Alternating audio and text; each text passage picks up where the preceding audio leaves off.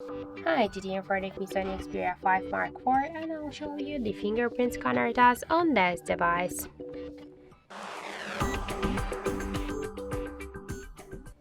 So I just set up my fingerprint here to the fingerprint scanner on the power key button. And now I'll just make a couple of tries to unlock the device with my fingerprint and we'll see how fast this feature is and does it works. So let's start. 1, 2, 3, 4, 5.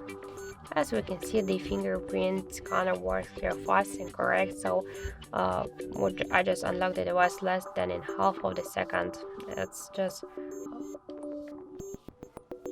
unlocked successfully and correct with my fingerprint. So I just suggest you to try this fingerprint unlock method, but don't forget that the fingerprint is less secure than the passcode or PIN code unlock methods. So that's it. Thank you for watching, and if you find this video helpful, don't forget to leave a like, comment and to subscribe our channel.